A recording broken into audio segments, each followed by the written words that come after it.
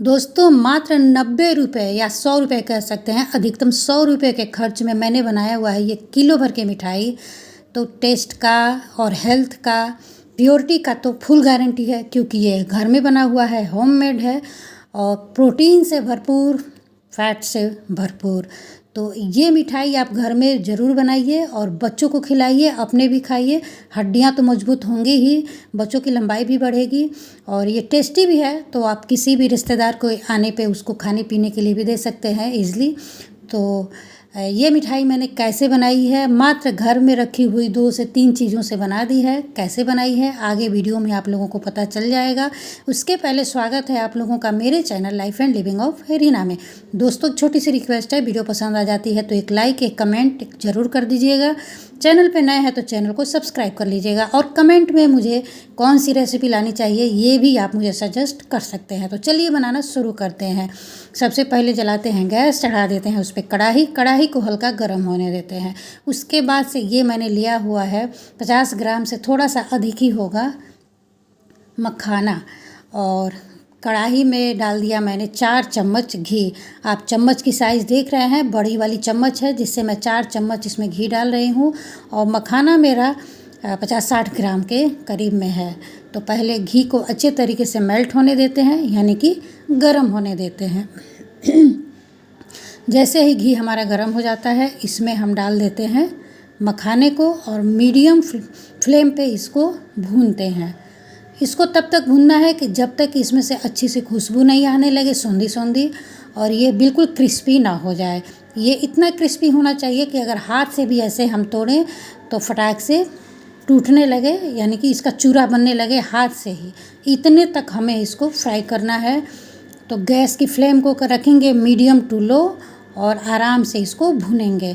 और जैसे ही इसका कलर चेंज हो जाता है और ये क्रिस्पी हो जाता है, इसको भून के हम निकाल लेंगे दूसरे बर्तन में सारे मखाने को। तो मैंने मखाना भून लिया है और चलिए इसको पहले कढ़ाई से बाहर कर लेते हैं। और देखिए मैं आपको तोड़ के दिखाती हूँ कि ये कितना जल्दी, मतलब कितना क्रिस्पी हुआ है। हाथ से बिल्कुल आराम से ये टूट जा रहा है, हालांकि गर्म है बहुत ज़्यादा, लेकिन मैंने आपको तोड़ के दिखा दिया। तो ऐसे ही हमें इस मखाने को भूनना है।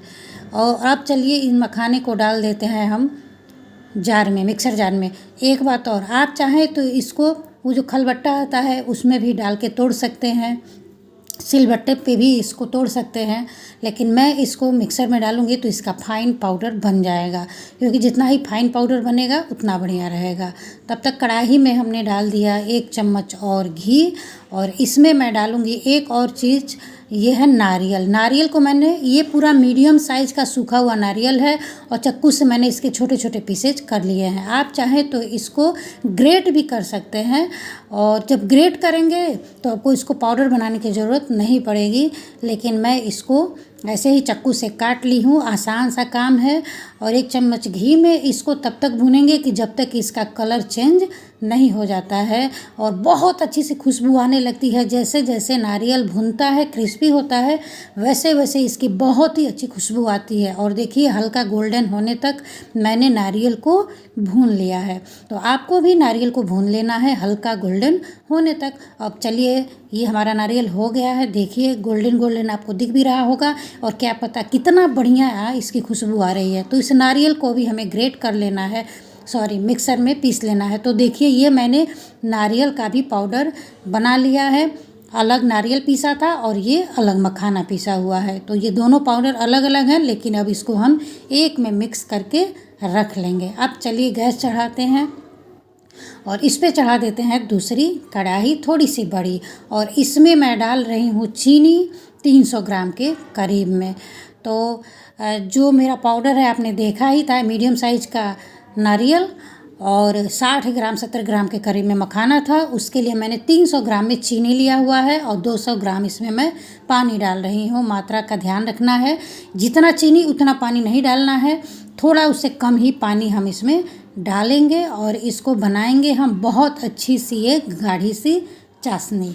तो मीडियम टू हाई फ्लेम, यहाँ लो करने की आवश्यकता नहीं है, मीडियम टू हाई फ्लेम पे हम यहाँ पे बना लेंगे 1 तार की चाशनी। बिल्कुल परफेक्ट 1 तार की चाशनी ही हमें चाहिए।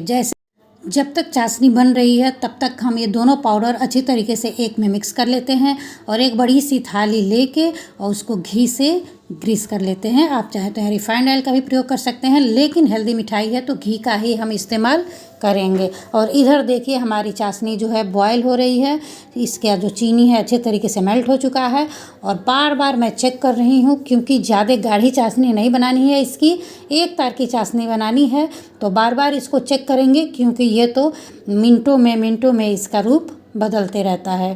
तो बार बार इसको चलाते रहेंगे। और इसी बीच में मैंने इसमें डाल दिया पीसी हुई इलायची।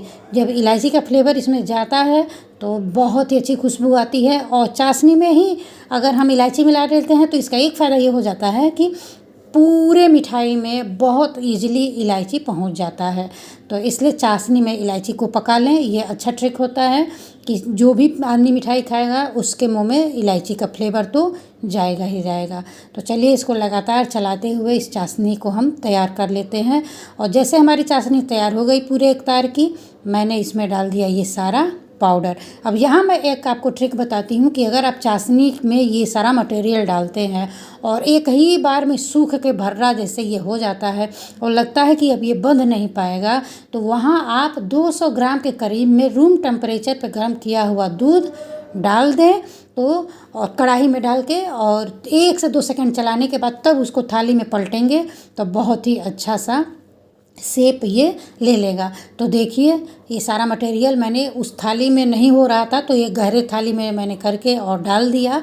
ये ट्रिक आप याद रखिए कि अगर आपका ये पाउडर अगर भरभरा हो जाए और लगे कि अभी तो बंध नहीं रहा है तो घबराने की बिल्कुल ज़रूरत नहीं है। सारा मटेरियल आप कढ़ाई में दोबारा पलट दीजिए और उसमें डाल दीजिए 150 ग्राम के करीब में दूध। 1 से 2 मिनट सेकेंड उसको अच्छे से चला के और तत्काल उसको थाली में आप पलट दीजिए और आधे घंटे के लिए उसको सेट होने के लिए रख दीजिए फ्रिज में या बाहर कहीं भी। तो ये मैं अब इसको सेट करने के लिए रख दी थी और 20 मिनट बाद मैं देखी हूँ तो देखिए हाथ से छूने पे बिल्कुल एक कड़ा कड़ा फील हो रहा है, यानी कि अब बिल्कुल ये सेट हो चुका है। तो जैसे ही ये ऐसे आधे में सेट हो जाए हमें इसके पीसेस कट कर लेने हैं।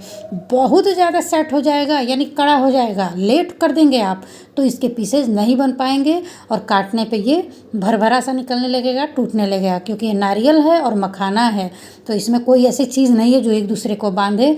तो जो भी करना होता है हमें थोड़ा सा इस बात का ध्यान रखना होता है कि जब तक इसमें मॉइस्चराइटी बनी रहे, जैसे में मॉइस्चर बना रहे यानी कि बिल्कुल कड़ा नहीं हुआ रहे, तभी हम इसको काट लेंगे और फिर इसको सेट होने के लिए रख देंगे।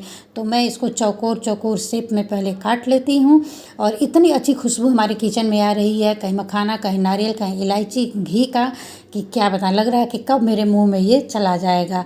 तो दोस्तों आप ज़रूर से ये मिठाई बनाइए। अभी वीडियो छोड़ के मत जाइएगा, आगे भी मैं कुछ दिखाने वाली हूँ, बताने वाली हूँ इसमें, उसके बाद आप जाइएगा। तो पहले हम सारा जो ये बर्फ़ी है इसको बर्फ़ी ही कहेंगे, काट लेंगे और दोबारा इसको ऐसे ही प्लेट से ढक के फ्रीज में रख देंगे सेट होने के लिए। और आधे घंटे बाद जब आप देखेंगे तो आपका बिल्कुल एक कड़क रूप में सेट होके हो जाएगा। और जैसे ही ये सेट हो जाता है आसानी से ये थाली में से बाहर निकलने लगता है। तो देखिए दोस्तों ये है मिठाई जो मैं बनाई हूँ आज, मखाना और नारियल की बर्फ़ी, जो टेस्टी भी है, हेल्दी भी है, कम बजट वाली है और बहुत जल्दी आधे घंटे के टाइम में बन जाने वाली है। तो एक बार इसे ट्राई आप ज़रूर करें।